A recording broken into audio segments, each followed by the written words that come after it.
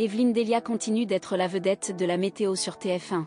À 74 ans, elle n'a pas l'intention de quitter sa présentation de la météo, même après 30 ans de service fidèle. Elle n'a en tout cas pas l'intention de dire adieu aux téléspectateurs de son propre chef. Elle a déclaré dans les pages du Parisien en décembre dernier que son départ dépendait non pas d'elle, mais des téléspectateurs et de son patron.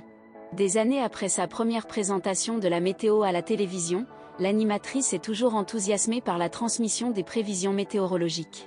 Elle a assuré que, avec tout ce qui se passe, c'est plus passionnant que jamais, et que leur matière évolue constamment. Cependant, avec le passage du temps, Evelyne Delia assiste au départ de ses collègues qui ont contribué à sa joie sur la première chaîne de télévision.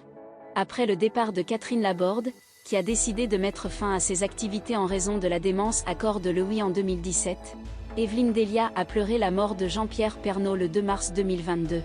Cette perte l'a profondément touchée, car elle était très proche de l'ancien présentateur du JT de 13h de TF1.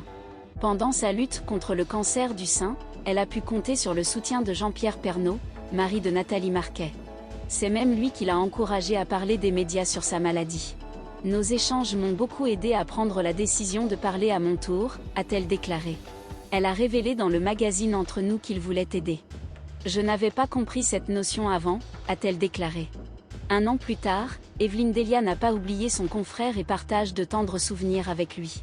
Interrogée par Nikos Aliagas dans Gala sur le don qu'elle aimerait avoir de la nature, Evelyne Delia a révélé qu'elle souhaitait avoir une voix de chanteuse.